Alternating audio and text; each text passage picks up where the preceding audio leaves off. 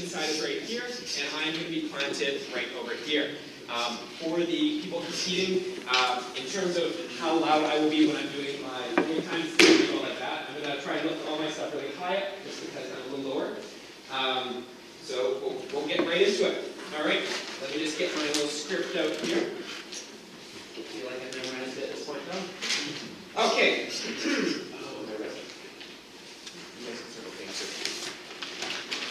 All right. This debate will come to order. The resolution before the House today is, be it resolved that Canada require all foreign companies recruiting Canadians graduating from STEM programs to reimburse the government for the subsidized education provided to those graduates. On behalf of the House, I would like to express a sincere welcome to our judges, Pia, Davida, and Emery.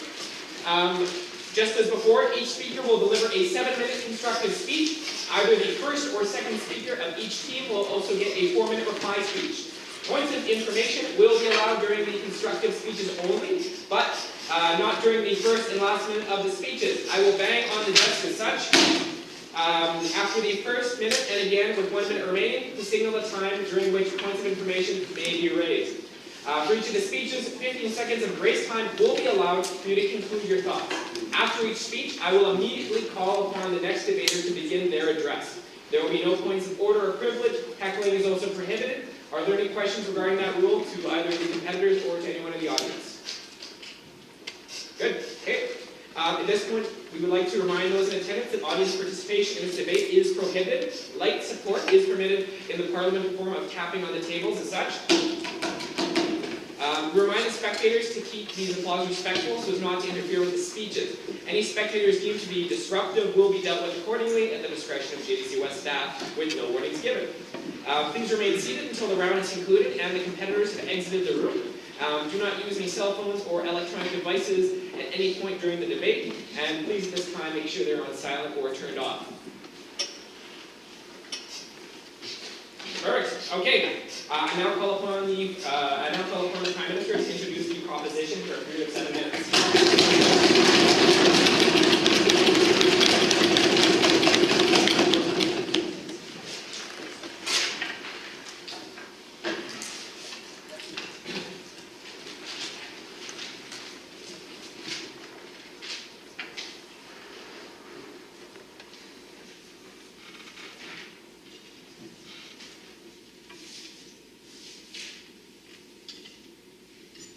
Ladies and gentlemen, the global economy has changed in ways that our laws have simply not adequately accommodated. As the STEM industry increases globally and leaves behind our traditional structures, Canada risks being stuck in an anachronistic economy shackled by old industry. Under status quo, Canada subsidizes the post-secondary education of STEM majors tens of thousands of dollars. Yet, so many leave the nation to join an existing oligopoly of technology industries in the United States. On the government, we intend to stop this. We intend to internalize the economy of the future in Canada, and that's why we are so proud to support the motion above. All right, let's get into the model, let's get into the definitions of what we're talking about when we discuss the motion. So first off, we define foreign companies to be companies which do not pay taxes in Canada and are geographically located outside of Canada, right? So this means that if, for example, you are a STEM major and you are working in Apple Toronto, then you are fine. You don't have, Apple Toronto does not have to supply the funds for your subsidy, or does not have to relieve the or fund the subsidies, pay back the subsidies that were funded for your education. However, if you are working for Apple in Silicon Valley, Apple will be required to spend that money to repay the subsidies for your education, right? We think that students, we're going to define students graduating Canadians in STEM as graduates from public universities in Canada, and therefore ones that actually receive this funding. And we also define it so that if you work 5 years in Canada, this motion is then alleviated for you. So you can work for 5 years, and then the requirement is taken away, right? So it means that you still have to work in Canada 5 years before this comes apply, right? We think that reimburse in the definition will mean repayment by a company to the Canadian government, scaled to salary based on the level of subsidization that said student received in their education, right? We think that this must be done within a framework of 5 years. We're going to put that one in, right? Okay, we think that we're going to enforce this resolution so that in the process of visa application, right? So when somebody decides to work abroad, they have to apply for a visa. We think that the Canadian process will therefore negotiate with other nations to ensure that in this process, you will have to check a box that says, I have this education, therefore the company that is now hiring me is going to have to pay this. I don't think there's anything unclear about this. With that in mind, I'm going to get on to my 2 points today. First off, the idea of the principles of education and understanding the principles through which we fund education and the reason why we have education to support this argument. And second, the idea of 21st century economies. Sure. Just a quick clarification. How does this affect contract workers, temporary workers, internships, etc.? Right, okay, for like, so it doesn't change, I don't think. Like, for example, if you are a contract worker that's working on a short-term contract in the United States, if you have a STEM major and that company is a tech company you're working for there, I think that it still have to follow by the same standards, and we're not making an exception. Okay, let's go on to the idea of the principles of education. So what am I going to be talking to you about in this book?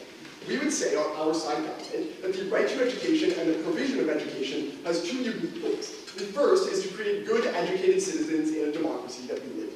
And second, the idea to create good, productive citizens in order to create some sort of investment into human capital to require a return on said investment, right? In order to grow the economy through better productivity. We have 2 systems of education to meet these concerns. The first system deals with education as a right and creating good citizens. This is high school, this is elementary school. These are the sorts of things that Canada provides, and we deserve to provide to everybody and give everybody the opportunity to have, because the goal of it is not to just necessarily deem or get a good, productive economy out of it. It's because we believe that education at a certain basic level is a universal right, and we need to have a certain basis of education for democracy to function, right? I think that the other type of investment or education that we get is post-secondary, particularly in STEM.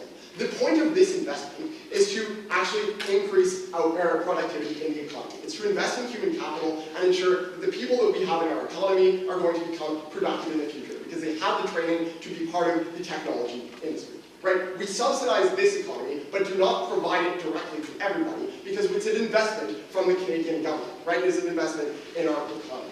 I think that in this case, it is done by taxpayer dollars from the government to invest in human capital, right? The form of investment that we get here is directly an investment to try to create a productive return in the economy. And therefore, we think that it is principally important when somebody who receives taxpayer dollars in order to get an education with the intent of that taxpayer money going back into the economy to create a productive economy, we think it is principally unjust for the person, the taxpayer dollars of a company or of a country to end up supplying the increase of productivity in another country. We think that there is right? I think that we have no obligation to ensure that Canadians have the same opportunity abroad in other companies as the tech industry because we are funding them on the principle of a return to taxpayer investment. It's not like primary education, secondary or post-secondary education is uniquely different. No. Let's get on to the idea of 21st century economies. Right. What am I going to talk about? We are currently in the midst of a huge change in the economic structures and industrial organization. We need to get ahead as an economy and make sure that Canada ends up going into the 21st century properly. Why? There are 2 premises and a conclusion here. First off, requiring foreign operating companies to pay for subsidized education of Canadians means that the cost of hiring Canadians abroad increases, right? I think that means that the second premise here is that higher employment or hiring employees with higher costs means that you're less likely to hire those employees. The conclusion here obviously being people are going to more likely stay in Canada because they are less competitive in global technology markets. We end up keeping Canadians in the tech industry in Canada, right? Because it is now more expensive for foreign people. Why is this good? So we have a couple of reasons. First off, the tech is the future, right? I think that productivity, without needing like increases in, say, physical machinery capital or increase in labor, is the way, as according to like most econometric analysis, like solo growth modeling and whatnot, is the only way to achieve constant economic growth. Moreover, and more pressing, I think that we are seeing a phase of dying old industries, right? I think manufacturing is going, and the future is in AI technology, automation, and all sorts of things that are now going to be increasingly towards the specified goal, or the specified skills of these people that we want to keep in the economy, right? We also think that climate change and other cultural factors as well are trying to press towards green technology, and this is something that is a booming market that we need to get ahead of. Right? I think to link this back to the topic, we need to keep those who are trained in technology in Canada in order to to ensure that we stay ahead in such an important economy, right? I think that the comparative is that we end up enforcing and helping other economies in the world, say the United States, increase their technology industry and increase their oligopoly on tech already. We need to make sure that Canada is prepared to go into the 21st century in the best way possible. Proud of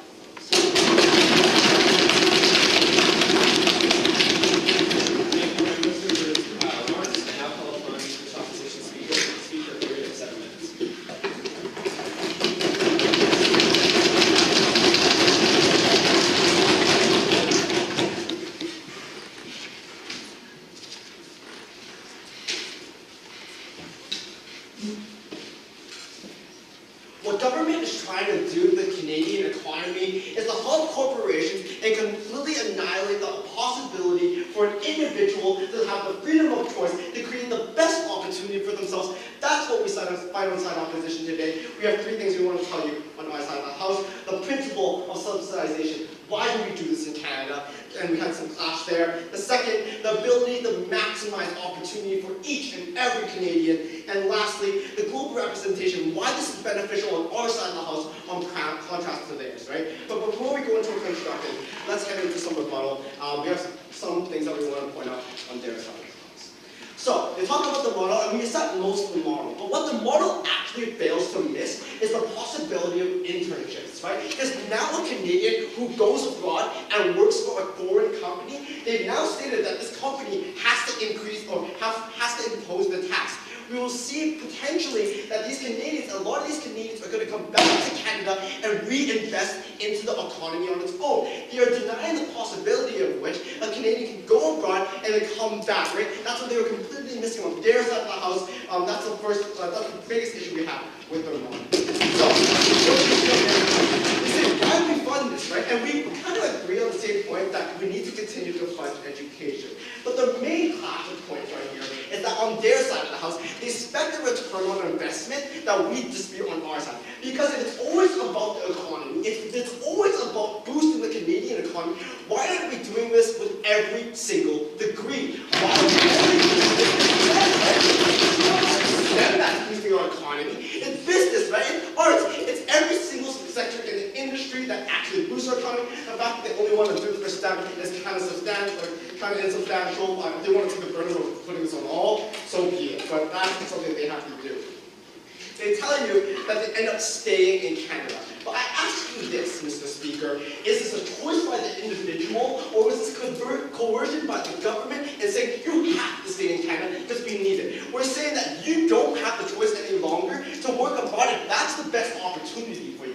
We're saying as a government that the individual cannot make the best decision for the families, for the community, and for the global economy that we believe continues to evolve to this day. We believe their points falls apart. I'll take my first. Tell me why free choice requires taxpayers to fund your choice. Okay, so that's the point I'm actually going to get to with the principle of subsidization. Because why do we subsidize education in the first place? We subsidize education because as Canadians, we value education, right? And most importantly, on their side of the house today, that post-secondary education actually increases critical thinking. We believe this level of critical thinking increases the quality of life for Canada. This is why we do post-secondary education, right? It's what many employers say is beneficial. The value of critical thinking is something that we believe is the return on investment on our side of the house today. It makes better quality of life, and it creates a discourse that we would not have on their side of the house, right? And again, why wouldn't we subsidize all programs? They haven't actually responded. We need them to actually respond to this. Why only STEM, not this time? Okay. Second thing we want to tell you. We subsidize the benefit of the individual, but on their side of the house today, they're now better putting the onus on corporations to repay us. We give our Canadians opportunity to educate them above the status quo. We give them the opportunities to work abroad because we believe as Canadians, we believe that every single Canadian should pursue the best opportunity they have. We, with the side government or side opposition, they don't have us on the side. On their side, they've restricted, they have already conceded that corporations around the world will not want to hire Canadians. We're denying the opportunities for Canadians to work abroad, have those ideas, have the Canadian ideology abroad, and bring that back to Canada, and to reinvest. And on our side of the house today, we want a better world, right? And if we are so proud of our education, why are we denying it going abroad, right? Because we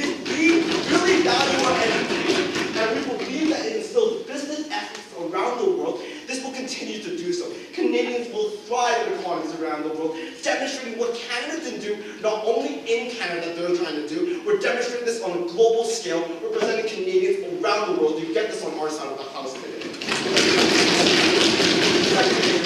want to briefly touch on this, on why we maximize opportunities, right? On this account, I've kind of talked about this, but the choice of work where an individual wants to is what you get on our side of the house. We're putting price tags on government's side. We don't believe that the individual should have to face the burden of having a price tag to get employed somewhere where they want to work. Because what if an individual has a great idea that might not work in the Canadian marketplace? What if it only works abroad? As a government now, you're denying the opportunity for an individual to thrive in a marketplace that is abroad and might not exist in Canada, right? We believe on our side of the house today, the opportunity for an individual to have the global awareness and then bring that back to Canada also exists on our side of the house today. What they have on their side of the house today is just Canada hiring Canada. There's no global diversity. You don't get the diversification of ideas from around the world on their side of the house. They're saying that yes, Canada will hire Canada, but we're only going to get Canadian ideas. We include everyone around the world on the fact that the best innovation comes when the world contributes together. That's what we believe on our side of the house. So wrap it up, I mentioned two main things, right? We deconstructed the argument. We say, why only do this to STEM and punish those who have pursued a STEM degree? On our side of the house, we have told you the principle of subsidization and why this actually just doesn't follow Canadian values. We tell you on our side of the house today that this maximizes opportunity for every Canadian individual. We are so proud to do so. We're so proud to oppose. Thank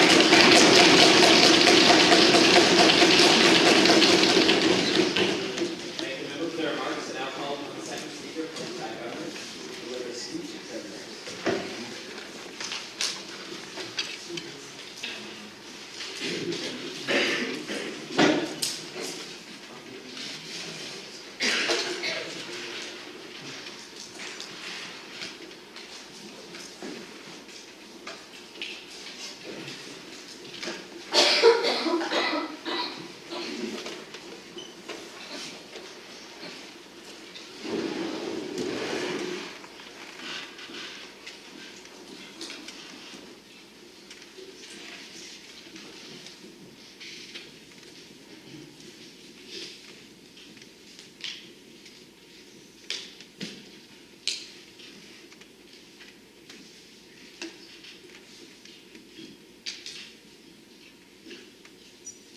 Ladies and gentlemen, I'm a Canadian taxpayer and I would like some return on my investment. We think that fundamentally misunderstood why we subsidize education, despite the fact that David told them they must not have been listening very well. I think I'm going to go through that in my speech. I'm going to go through refutation, reconstruction, then I'm going to give you a constructive material about why it's so absurd to subsidize foreign competitors. Okay, ladies and gentlemen, first, refutation.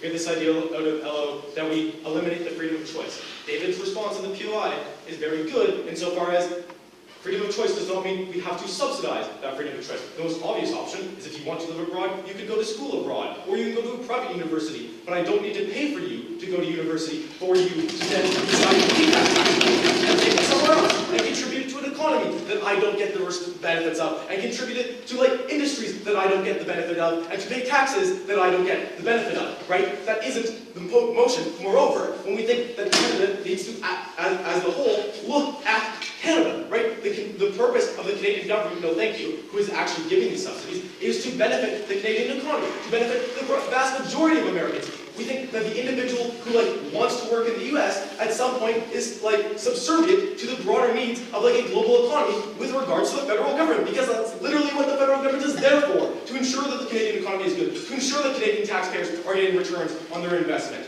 Okay, next. Why are we only doing it for STEM? This is a very silly point, insofar as David's entire case was telling you why the tech industry in particular is, one, suffering from brain drain, but two, needs development and labor, and three, needs people who get STEM degrees to actually work in that field. Insofar as we don't see a problem of art history majors being snatched up by the US, we think we don't need to pass this law. It clearly showed us that, yeah, no, Canada's really suffering from art history majors going abroad, then we can have that debate later and beat them there as well. Okay.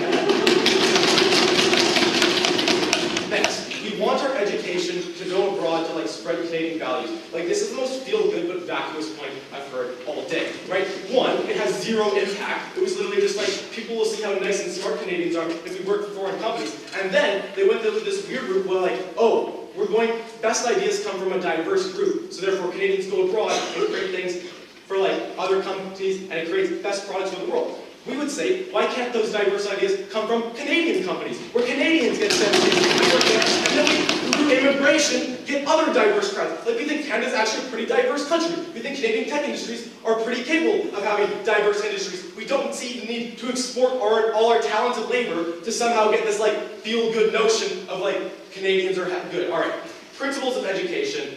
David told you why we fund education. They didn't get it. They said we fund education because education is good and we want everyone to be smart. This fundamentally doesn't understand why social safety nets and like why social spending exists in the first place, right? Because through the 20th century, when every government in the world was passing social safety nets, was passing social infrastructure like welfare, like healthcare, like subsidized public education, the argument was not entirely, well, it's good because it's nice. It's that it creates effective and beneficial systems. The reason that you were able to pass a social safety net or welfare system in the Great Depression was because they wanted people back in the economy. They wanted people back in their feet. They wanted more successful taxpayers, right? That's why. You think when you have social programs that have absolutely no benefit other than like charity, right? Or out of the goodness for it, they actually get cut very quickly. We think that subsidizing STEM is heading in that direction. You're heading towards something where we see very little benefit from. The ideal social program is one that, A, helps people, but B, actually returns on investment. The idea that we only support, only subsidize social programs or only subsidize education because we're great and we want to feel good about ourselves is incredibly naive. Ladies and gentlemen, it's just wrong. Lastly, what David's second point, integrity of the 21st century economy and the future of tech, right? We get literally zero response to this.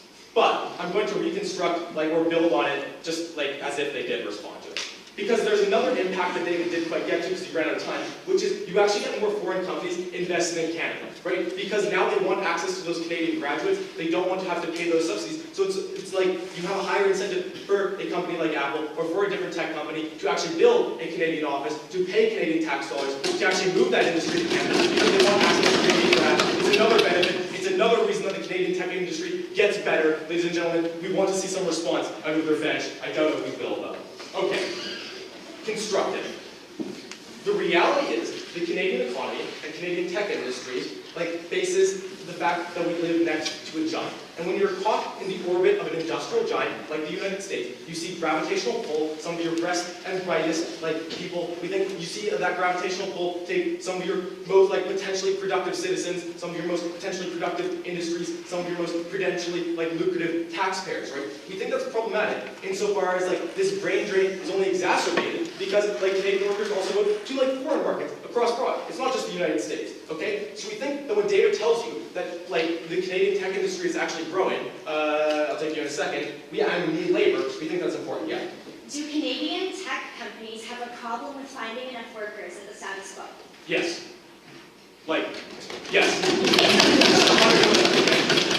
They do. Because we see that they're outcompeted by foreign markets, because we see that Canada's immigration program isn't as willing to give green cards to tech people, or give green cards as they probably should be. And we think we can solve that by making sure Canadian grads actually work in the STEM field. But David told you, that this industry is actually growing, right? Canada's economy is only going to become more technologically based. So it's pretty intuitive to assume that we're going to need more labor, and if we don't have that labor increase because everyone's leaving, those tech industries are going to struggle, right? But here's the other.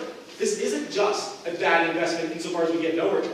It's a bad investment insofar as you actually subsidize the competition that drives out Canadian industries, right? Because under the status quo, you are paying for your best and brightest citizens to go somewhere else and work for a foreign company, which then puts a Canadian company out of business, so you get less overall tax revenue. We are literally subsidizing our competitors. Do you understand how ludicrous that is, right? That is a terrible investment. Zero return. It's actually a negative return. You're subsidizing self-harm, ladies and gentlemen. We think that when you look at this topic, you see the Canadian tech industry needs Canadian labor. We see a brain drain hurting Canadian industry. We see that Canada wants to move forward. Ladies and gentlemen, incredibly proud to propose. Thanks everyone for their remarks. I now call upon the second speaker for side opposition to deliver a speech in 7 minutes.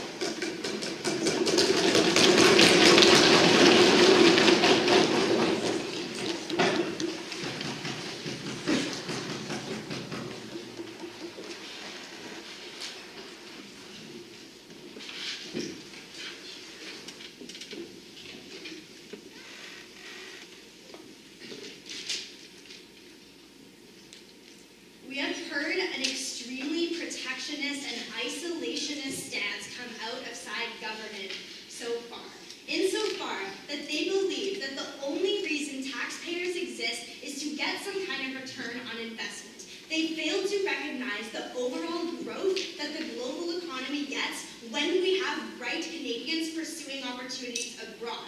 They neglect to even acknowledge that it is possible for change to happen abroad and for that to still be a good thing. On our side, what we stand for is better innovation, better diversity of workplaces overall, and what we get on our side is increased global competition and increased global impact. We don't think that it is adequate for the government to solely strive for a prosperous Canadian economy. We think that that is only one thing that they have to do, right? We think that the role of the government is to provide the best possible opportunity for individuals, for them to create a better world overall. And on these grounds, we are so proud to continue to oppose. Now, before I get into my point about global representation, let's reconstruct and rebut everything we've heard come out of side government so far. Let's go back to the principle of subsidization, because this is coming up a lot in this debate, and it's an extremely important point. What side opposition told you already is that subsidization is not to get a return on investment, right? That's why we subsidize all types of university degrees, not just the ones with the best employment opportunities. Why is this? We recognize the inherent value of someone pursuing education. We recognize that the fact that they're even in a university, that they have access to resources and research mechanisms universities have, and the fact that they have access to that high-level discourse that only universities provide are inherently a good thing. Yes? Okay, that's a silly point insofar as a lot of high-paying jobs require a university degree of any kind. So therefore, subsidizing people to get university degrees does in fact create more taxpayers, does in fact create more So what happens is right now, people often get university degrees and don't actually use them. We have seen a trend lately where people get a university degree and end up working in a field that is completely unrelated to their degree or does not require a degree at all. That does not mean that the person was a drain on the taxpayers at all. In fact, what that means is that person was able to develop critical thinking skills, was able to develop the ability to pursue more opportunities. We think that we win on the point that subsidization is inherently good when it provides benefit to the Canadian populace. We're not just interested in some kind of return on investment for taxpayer dollars. Okay, the next thing also on this point was that the tech industry is somehow special. But we think that they've actually failed to prove that there's any kind of shortage. When I asked them what kind of shortage exists in the tech industry in Canada, all they said was, there isn't one. Well, we tell you that it's very desirable to work in Canada, specifically for economic immigrants. And it's not as difficult as they make it seem for economic immigrants to come to Canada. Canada is extremely multicultural and incentivizes people to come to Canada so that we get diversity in the companies that we have in Canada. We think that right now we don't have a shortage, so it's not, it doesn't make logical sense to implement such a protectionist policy. But finally, they give you this point that basically Apple moves to Canada for access to Canadian grads. We refuse this premise, right? We think that when companies come to Canada, it's not to get Canadian grads, right? It's for many other reasons, like the resources we have, or the type of quality of life that we have here, right? Or the type of tax benefits we provide. We don't think that people move to Canada solely for grads because a company can be anywhere and get grads from all around the world at the status quo. That's okay, lastly, on their arguments, they finally gave you this point about how basically what we're doing is we're subsidizing competitors and this somehow drives Canadian companies out of business. We saw no causal link in this point. We did not get an example of a Canadian company that has driven out of business because people in STEM moved abroad, right? We don't think this is why businesses fail. Businesses have no trouble attracting talent, especially with Canada's immigration policies. We think that this is a slippery slope argument and ultimately does not stand. So finally, let's get into some construction about the global representation that we would like to see on our side of the house. Because we don't think that Canada exists to solely get to the highest grossing GDP possible. We don't pour money into university because we think that every single graduate will contribute back to the Canadian economy in the way that they present. We subsidize university because we think it is a good thing, and we don't think that this should be reduced to we don't think this should be reduced reduced to just doing things because they think it's nice, right? We think there are fundamental benefits of critical thinking and the resources that universities provide. But we tell you that when people attend university, the people grow as an individual. They have an opportunity to explore internships abroad without having a $25,000 price tag attached to their head. Because what would actually happen under this resolution is when you have an equally educated, equally qualified person from another country and a qualified Canadian with a $25,000 price tag, the company is obviously going to choose the other person. We think this is inherently problematic. But finally, we think that the final question we want to analyze is what will happen to Canadian companies under this resolution. We think that if this protectionist policy is actually successful, all Canadian STEM grads stay within Canada. We think that there's going to be like a massive outcry for companies to actually hire these Canadian grads. We think this makes perfect sense that people implementing these policies will want Canadian grads to be hired. But why is that so problematic? We think that this limits the power of immigration, of economic immigrants to come to Canada and to actually invest their ideas into the technology companies that we have. We don't think it's fair to say that all Canadian graduates should only work for companies within Canada. We think that we should have a diversity of people because only with diversity do we get true innovation. Only with diversity do we get the power to actually fundamentally shape the Canadian economy for the better. We think that under upside, what we get when we don't have these ridiculous price tags attached to someone's head is we incentivize both the moving out of people to explore opportunities and we create openings for economic immigrants to move in to increase that diversity and innovation of tomorrow. For these reasons, we are so proud to continue to oppose this.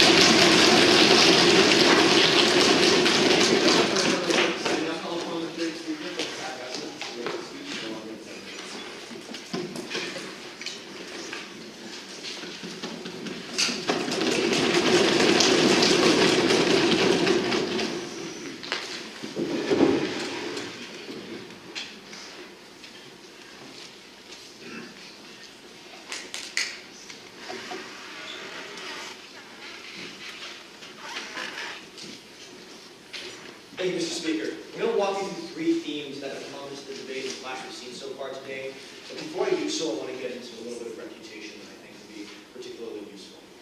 Outside opposition so far, we've had a couple lines that, quite frankly, don't make any sense. So, let's jump into the whole thing. The first most egregious thing, the whole idea is there's somehow no evidence that by sending students that we subsidize and pay for their education to foreign markets will somehow affect Canadian companies, saying directly that if we invest in competition, that competition somehow doesn't get better.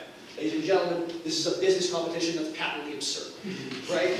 Like, that's the bottom line, right? When you pay for someone's education, when you invest in this, they become something able to create and be productive, right? And then when you let them go, when you foot the bill to create this tool, and then let a completely different firm use that tool, right? We lose tremendous, right? So it's very, very, very good.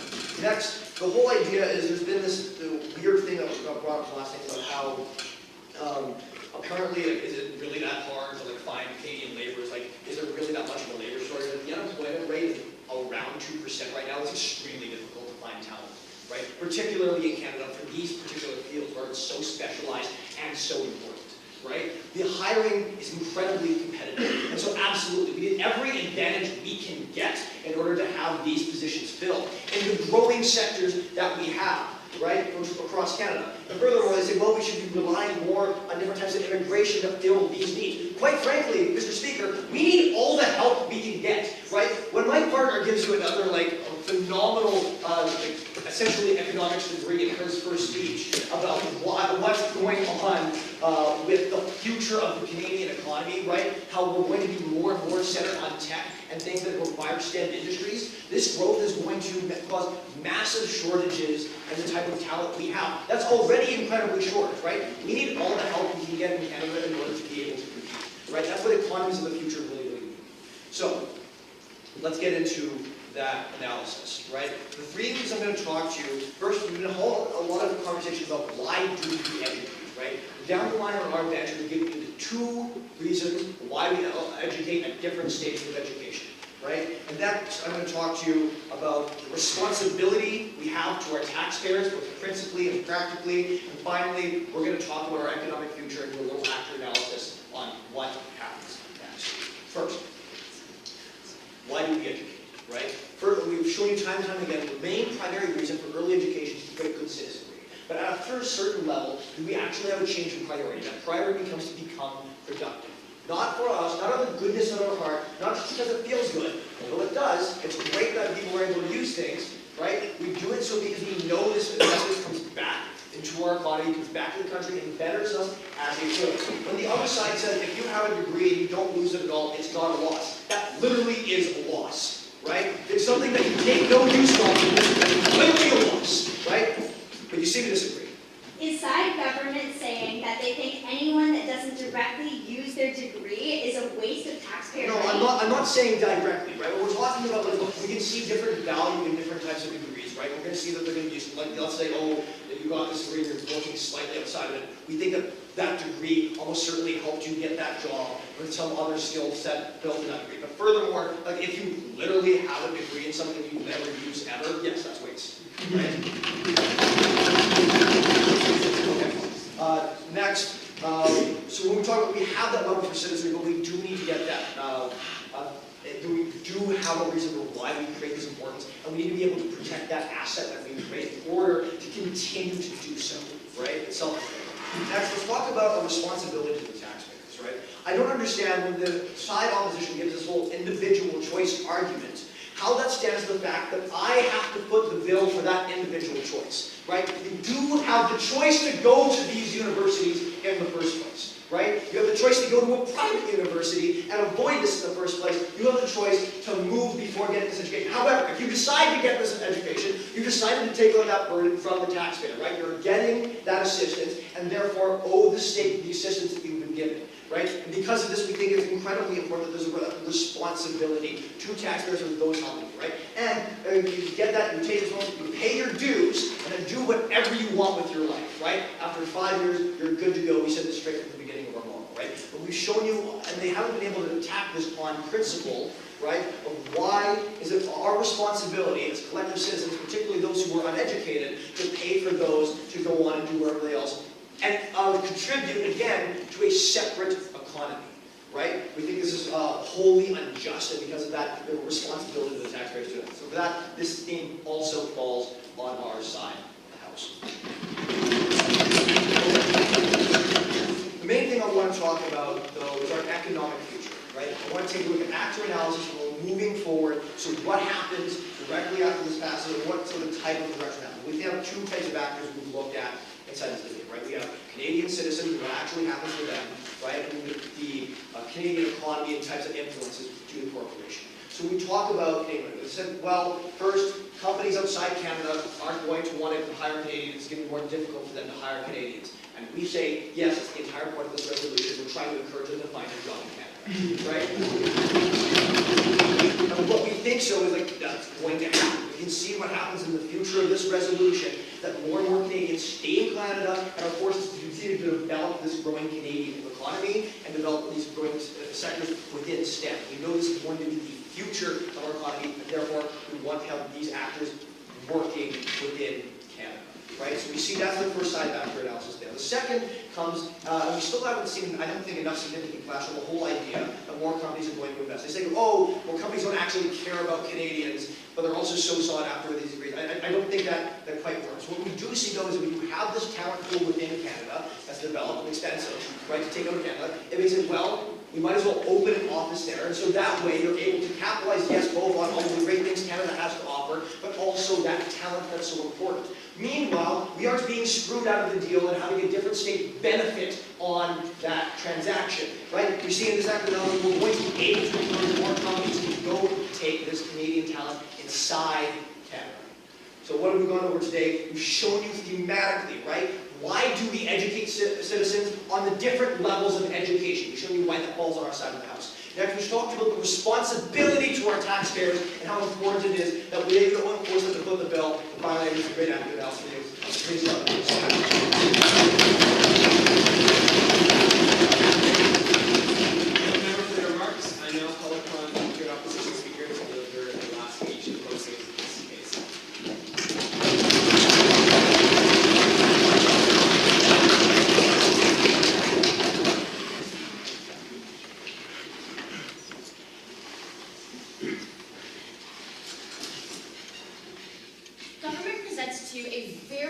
just a linear correlation that somehow, by internalizing all of our talent within Canada, by incubating it here, we're going to have a flourishing economy. Well, if we've learned anything from globalization, we say that the only way for us to increase innovation and investment to Canada is to bring that outside, get recognition, and have it come back into our economy. We say again that the only way for us to make progress on an economic stage is to recognize that education in and of itself is valuable. You shouldn't put a price tag on your degree because not everyone that ends up doing a STEM job ends up, earning the amount that you would like them to believe, right? Like they do not talk about other types of degrees and the values that they generate. If you really honestly believe that education is so valuable and everyone is entitled to pay back your investors, then do this for everyone.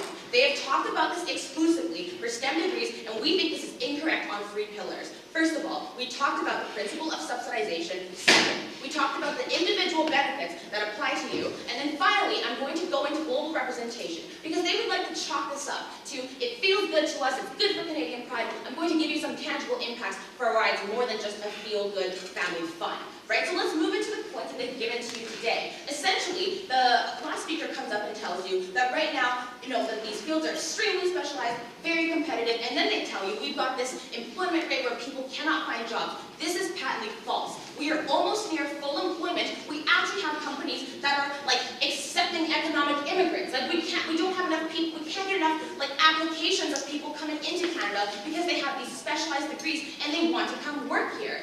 We recognize that we have these jobs here, and of course we would love for Canadians to come here and work, but we think that if they have opportunities elsewhere, they should be encouraged to pursue them. We don't actually have an economic shortage, and we think that it is so important for us to value all these degrees the same. Second, then they come back and tell us that there's some sort of differences in values of the way we look at degrees. We think right now, suggesting that certain degrees are going to generate a specific ROI is harmful, because right now STEM degrees don't include degrees like business, right? If you don't include degrees like business, if I get a job elsewhere and I generate a bunch of ROIs I would like to believe it to be, then does that mean that my degree is inherently less valuable? We think that if they're going to do this, it needs to apply across the board, and it needs to apply it so that it's consistent, right? We don't have this principle of consistency on their side of the house. Then they tell us that companies are going to come to Canada and are more likely to invest. I'm going to explain to you why this is not true, and it only happens on our side of the house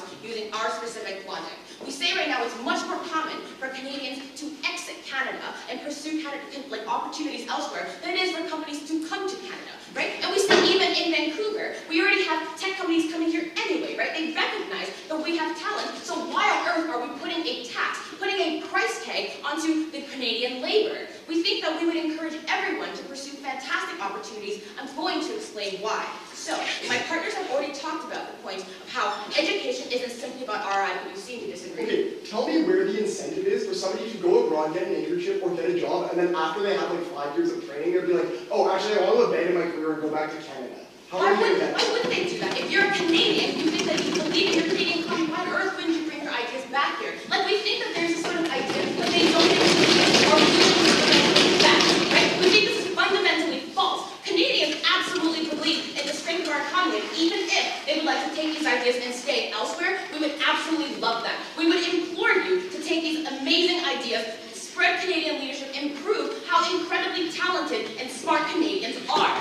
We would like to consider that just because you did a STEM degree, you are inherently more valuable than the person that did an arts degree, right? But let's talk about our points. Because right now they say that if you're willing, that you believe that the government, that everything they do, if we subsidize something, you should get an ROI, then why on earth do you have social security nets? Why do you give out welfare checks? You don't expect an ROI on these people, right? You believe that in fundamental principle, it is good for you to subsidize certain things because we recognize that education is a universal right. We think that it is a universal right for people to eat, right? To pay their bills. So we don't expect an ROI or put a price tag on their head. Next, we talk about the individual benefits. And they say right now you have the choice to go elsewhere, pursue education wherever you like. We think this is also false because it is not so simple as you being able to pick up your bags and go outside, leave abroad, and just pursue some sort of private degree, right? It's extremely expensive. And if we can keep education in Canada, we want to make sure that everyone is preserved this fundamental right. Not everyone has the financial incentive or the financial ability for them to stay in Canada and pursue a degree that's not like subsidized by the government. It's why we do this. So let's talk about the final point of what we talk about in global representation. Because they like to present to you as this idea where we take ideas abroad and it just kind of like looks good or doesn't really do anything for us. We think it is absolutely good for Canadians to go abroad. Why is this? Well, first of all, we don't understand why we'd ever want to limit these sort of like we want to increase barriers to mobility, right? Like we encourage Canadians to go abroad, to spread these ideas. And we think actually they undermine the power of having a Canadian go abroad and do something amazing, right? They think that the impact of this is not that strong. We think it is absolutely strong. We would love to see Canadians go abroad and take amazing ideas, turn them into something fruitful, and then potentially bring it back here, right? Because they don't acknowledge the scenarios where this would ever happen.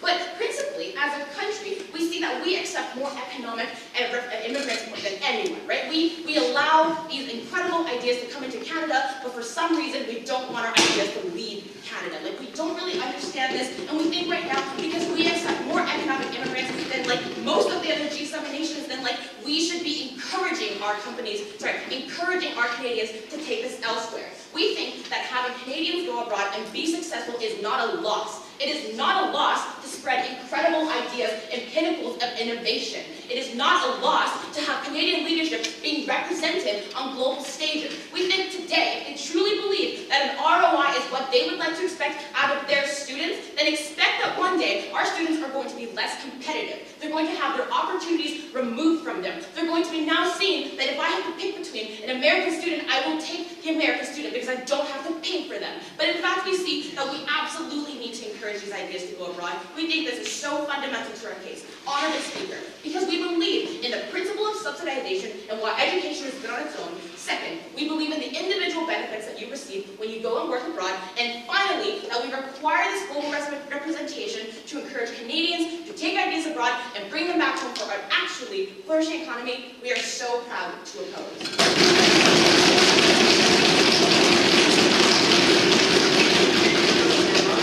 At this time, we will begin with reply speeches, starting with the opposition.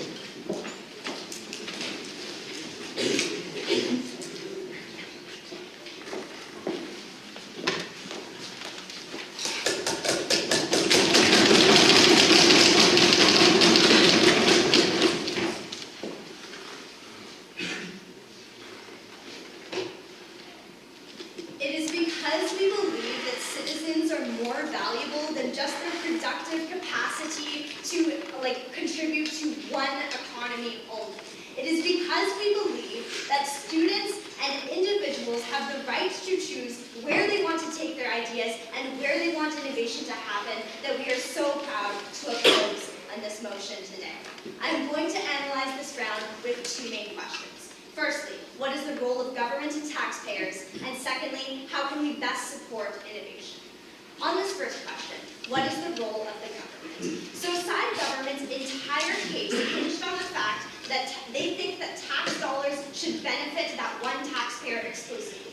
That if I, as a taxpayer, pay money, I should personally get a return on investment. We fundamentally reject this premise. We say this is not what taxes are for. Taxes are for redistribution of wealth. I pay for health care that I may never actually use. I pay for infrastructure in other parts of the country because I understand that what it means to be a Canadian is not to generate some personal return on investment, it is to do what is best for all citizens. We think that ultimately the role of the government is to provide opportunities for its citizens. We think that we don't get that when we put price tags on specific citizens that decide to pursue specific degrees. Ultimately, we think that the tax dollar point falls because tax dollars do not solely exist to only improve the welfare of the Canadian economy. Okay, second question, how can we best support innovation? We think this is a hugely important point because their entire case relied on the fact that they think that keeping all degrees here will have better innovation in the tech industry. They listed things like AI being the future, and they think keeping Canadian grads at home is to invest in these emerging tech industries. They did not acknowledge in this that economic immigrants are just as valuable to these companies as Canadian citizens are. They failed to tell you why Canadian grads specifically are somehow way more valuable than grads for any other country. On our side of the house, we value educated individuals from all parts of the world. We don't think that a protectionist policy that only favors one group of people to innovate is actually the best way to innovate. Because what we get on our side of the house is more diversity of opinions. We think that only with diversity can we shape innovation. We think we get that on the home ground as well as abroad.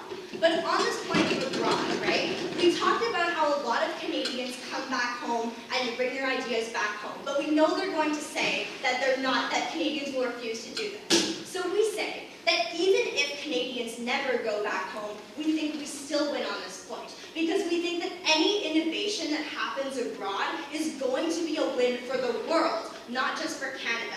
We need to encourage Canadians to innovate, not just for the benefits of Canadian taxpayers. We want to encourage Canadians to innovate on a larger scale. We think that when innovation occurs, all countries benefit from it. We don't think we should have some kind of isolationist policy where Canadian citizens are better and only they should reap the benefits.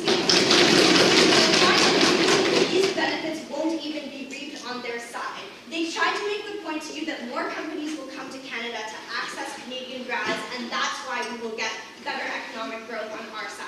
We reject this premise, right? We think that it is way more common for people to leave and pursue opportunities in other countries than it is for companies to just pick up and move to Canada because they think we have good grads here. It's way easier for individuals to move, and we support these individuals moving together, coming together, and exploring opportunities that we don't get with putting a price tag on STEM graduates. So for the reason that we have won on what the role of the government really is, we think we have won this debate. Thank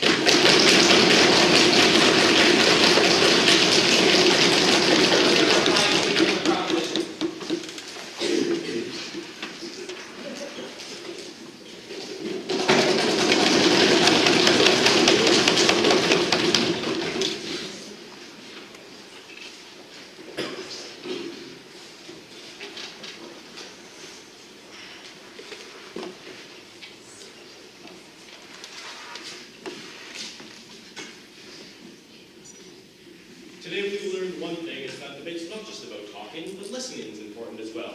I'm going to have to spend my entire summary rebuttal going over their points and then repeating the things we already said to rebut them that they either didn't understand or didn't listen to, so let's get started.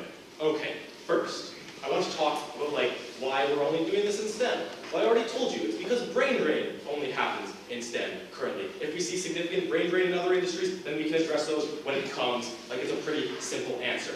Next, this idea, I want to clean up the notion of the Canadian tech industry. Because first they didn't know that there was a labor shortage in the Canadian tech industry, but then when they told them that there was, they quickly moved on. Right? But there's a few things that they didn't quite get. When Carlin told you that unemployment is really low, they didn't understand how unemployment works. The thing is, when unemployment's really low, it means there's a low labor pool. It means that it's very difficult to get people, right? Because when unemployment's higher, it means there's more people who don't have jobs, which means there are more people going into the labor force.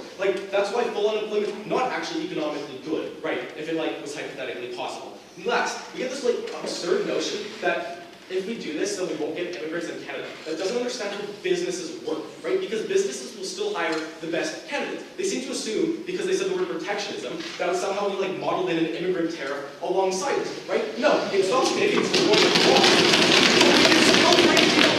Right? Which also takes away the diversity point, whatever the hell that was, okay? So we think that it's problematic insofar as you don't understand that Canadian companies can still import people. You can still have those diverse ideas. You can still have that diversity that creates global solutions that they think will shape tomorrow. But you have it in Canada now, and Canadian taxpayers get the benefit. Ladies and gentlemen, it's pretty simple. Lastly, the notion that they don't understand that social programs do actually have value to society. One, I already told them that welfare does actually have social value. That's why welfare and social safety nets were instituted. That's why healthcare was instituted. Here's the thing, right? There is a whole variety of social programs that the government can invest in. There's a lot of things we can spend money on. So we try to spend money on things that are both helpful, but two, actually sustainable, insofar as they keep taxpayers going, and they keep being able to subsidize the future social systems, right? So we're going to help people in one scenario, and we actually get money back. It's probably better than a different scenario where we help people and don't get money back, because then eventually the money dries up in that scenario, right? So that's why social. But like, lastly, the idea that because we subsidize universities, that's somehow a rebuttal, right? Because they tell us universities are for critical thinking. Ladies and gentlemen, what does critical thinking help you do? It helps you be productive, right? Like, this idea is so silly that somehow every other degree but STEM doesn't help the economy, right? Like, clearly they do. Okay, lastly, this notion that when Canadians go, like, the way you build the Canadian economy is like, you send Canadians abroad, and then they come back, and then they build in Canada, and they will come back, and I quote, because they're Canadian.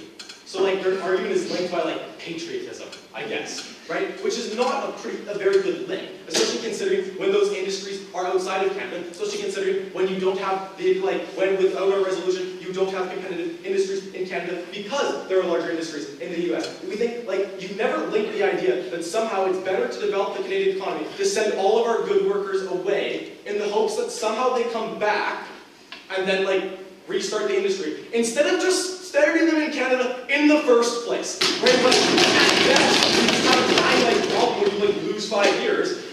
Probably not a very good case. Alright, what did we tell you?